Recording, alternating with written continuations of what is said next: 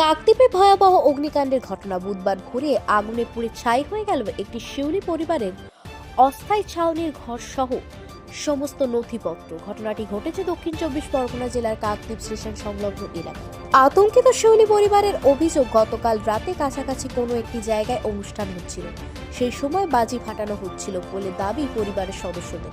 এই দিন ভোরে হঠাৎই বাজি ফাটার শব্দে আগুন ছড়িয়ে পড়ে। মুহূর্তের মধ্যেই ছাউনিটি আগুনের গ্রাসে জ্বলে যায়। গুরুত্বপূর্ণ কাগজপত্র সহ সবকিছুই পুড়ে ছাই হয়ে যায়। এত বড়সড় আর্থিক ক্ষতির মুখে পড়েছেন তারা। খবর পেয়ে ঘটনাস্থলে পৌঁছায় দমকলের একটি ইঞ্জিন। দমকল কর্মীদের চেষ্টায় আগুন নিয়ন্ত্রণে আসে, তবে অগ্নিকাণ্ডের প্রকৃত কারণ জানতে তদন্ত শুরু করেছেন দমকলের আধিকারিকরা। এদিকে এই ঘটনাকে কেন্দ্র করে এলাকায় চাঞ্চল্য ছড়িয়েছে। ছিলাম, কিন্তু আমরা কি ক্ষতি করেছি ওদের? হ্যাঁ, ছেলে বড় সে লোকের বাড়িতে ঘুমায়, তার কাছে চলেছে কিন্তু দাদা সত্যিকারে।